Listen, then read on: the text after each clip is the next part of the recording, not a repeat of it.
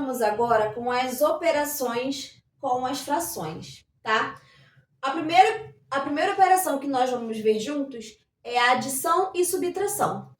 Eles estão juntos porque a regra vale para os dois, tá?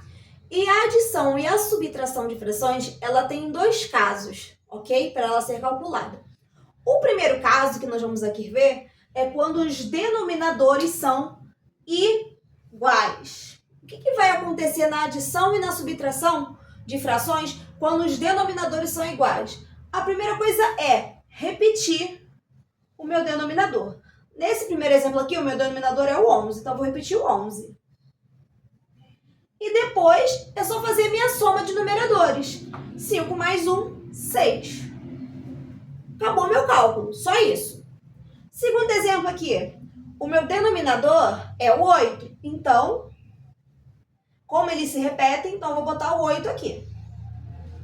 E agora é só fazer a minha subtração. 6 menos 4, 2. Então fica 2 oitavos. Esse segundo exemplo aqui, se eu quiser simplificar, como já foi visto anteriormente a questão da simplificação, eu posso, tá? Então, que número que eu posso simplificar? O 2 e o 8 ao mesmo tempo? Vai ser o próprio 2, tá? Então, 2 por 2, 8 por 2. 2 por 2, 1. 8 por 2, 4. Tá? Então, esse é o primeiro caso relacionado à adição e subtração com denominadores iguais. Agora vamos para o segundo caso. O meu segundo caso de adição e subtração de frações é quando acontece dos meus denominadores serem diferentes. Então, quando os denominadores diferentes, nós precisamos igualá-los, ou seja, eu preciso transformar esses denominadores num mesmo valor. E como que eu vou fazer isso? Eu vou fazer o MMC, tá? O mínimo múltiplo comum entre 12 e 6, tá? Para quem não lembra, o MMC nós fazemos usando a fatoração com números primos, tá? Então, 12 e 6. Posso começar por 2, porque como eles são pares, posso começar por 2. Lembrando que 2 é o único número primo que é par. 12 por 2, 6. 6 por 2, 3. Posso continuar a fatoração por 2 por conta do 6. Então, vamos lá. 6 por 2, 3. Repito o meu 3. Agora, eu não posso mais por 2, tá? Vou agora pelo 3, que é o meu próximo primo. 3 por 3, 1. 3 por 3, 1. Agora, é só fazer a multiplicação aqui. 2 vezes 2, 4. 4 vezes 3, 12. Então, o meu MMC entre 12 e 6 é o próprio 12. Agora sim, nós podemos já começar a ajustar a nossa adição aqui. Lembrando que, se fosse uma subtração, seria o mesmo esquema, tá? Porque essa regra vale tanto para adição quanto para subtração. Então, vamos lá. Como que vai ser o procedimento?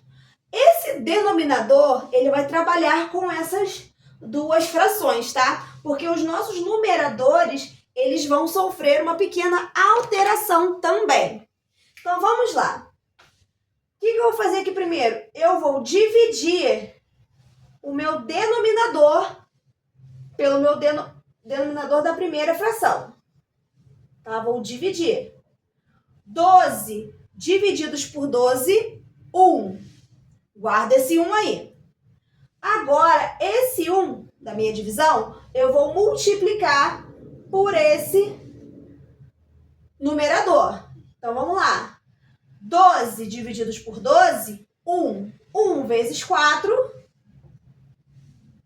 4. Repito o meu sinal de mais. E agora, eu vou trabalhar com essa segunda fração aqui. 12 divididos por 6 é 2. 2 vezes 5, 10. Recapitulando. 12 divididos por 6, 2. 2 vezes 5, 10. Como agora está igualado o meu denominador, então eu repito ele e faço aqui a minha soma. 4 mais 10, 14. Então, é assim que nós fazemos o segundo caso com denominadores diferentes. Como vocês podem ver aqui, eu posso simplificar. Que número que eu posso dividir o 14 e o 12 ao mesmo tempo? Nesse caso aqui vai ser o próprio 2. Então, vamos lá. 14 por 2, 7. 12 por 2, 6. A regra da multiplicação de frações é bem tranquila, não tem mistério nenhum, tá? Qual é a regra? Numerador vezes numerador, denominador vezes denominador. Então, 5 vezes 6, 30. 2 vezes 4, 8. Só isso, tá? Essa é a regra da multiplicação de frações. Numerador vezes numerador, denominador vezes denominador. Como vocês podem ver aqui, eu também posso simplificar. Então, nessa situação aqui, eu posso simplificar só por 2 mesmo. Então, por 2 aqui, 2 aqui. 30 por 2, 15. 8 por 2, 4. Tá? Eu tô repetindo essa questão de simplificação só para ficar bem gravado, mas nem sempre vai dar para simplificar, tá? É só para a gente ficar bem fixo na nossa cabeça. Dentro da multiplicação de frações, nós podemos aplicar a regra do cancelamento. O que seria a regra do cancelamento? Onde nós podemos simplificar as nossas frações, deixá-las num valor menor para facilitar o nosso cálculo matemático, tá? Só que como que essa regra do cancelamento ela é feita?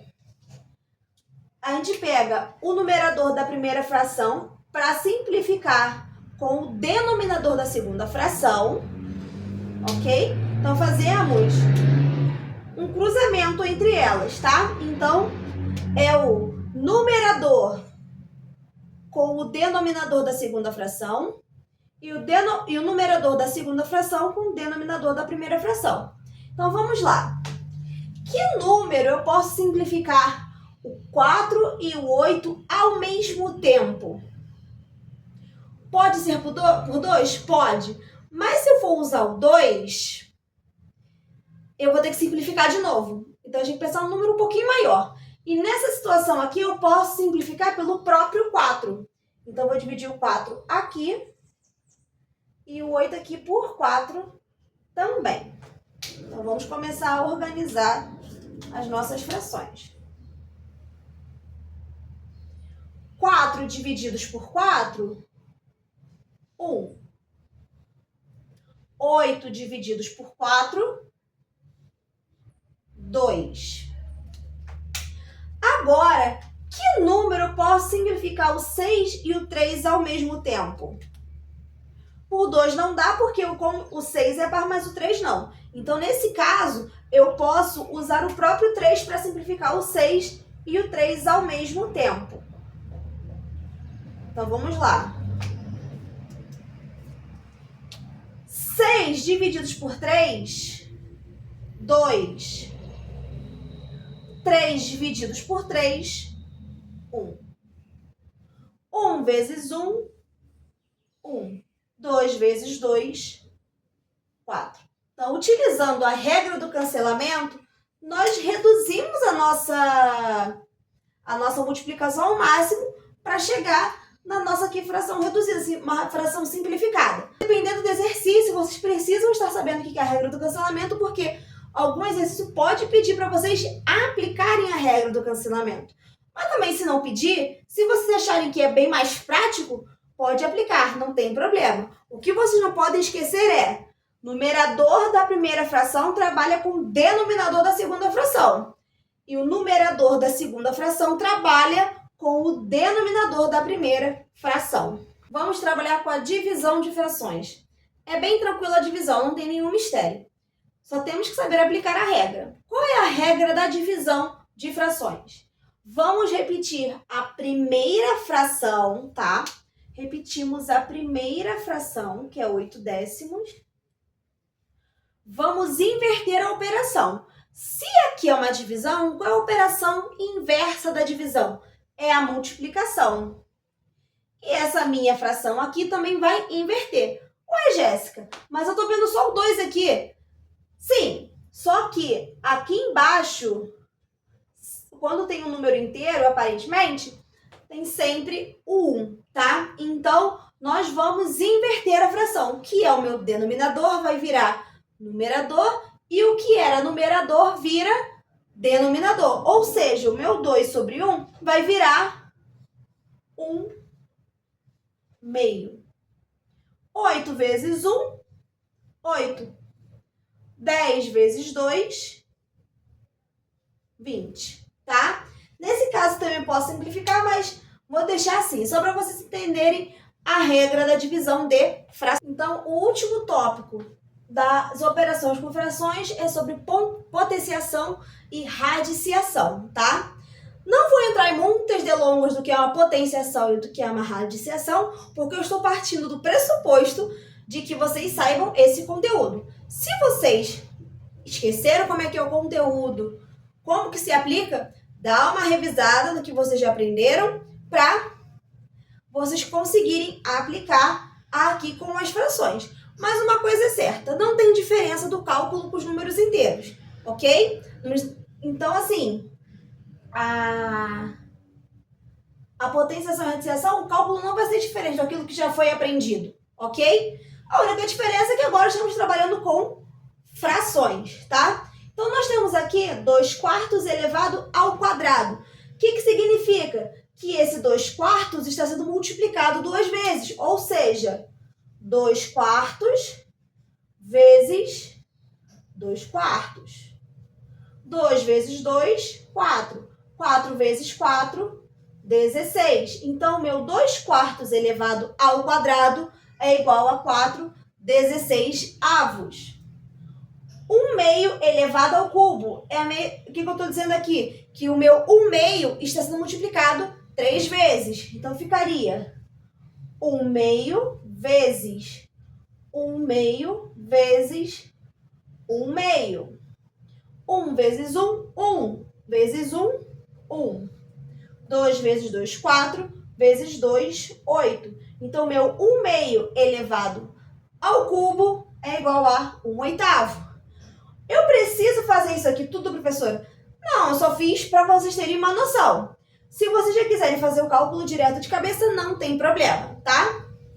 E a radiciação, como eu já falei no início, não tem diferença para fazer o cálculo, ok? É só aplicar a regra da radiciação. Raiz quadrada de 36 nonos. Quanto que é a raiz quadrada de 30? Olha só, eu estou escrevendo tudo dentro de um radical. Mas elas também podem ser escritas assim, ó. Não tem problema, porque vai dar no mesmo no final das contas, ok? Raiz quadrada de 36, 6. Raiz quadrada de 9, 3. Ok? Então, vocês podem ver escrito dessa maneira ou escrito desse jeito. Vai dar no mesmo a resolução aqui, ok? Raiz quadrada de 144, 12. Raiz quadrada de 169, 13. E assim encerramos essa parte das operações com frações. Lembrando que potenciação e radiciação, revisem para não ficar com dúvidas em relação ao conteúdo.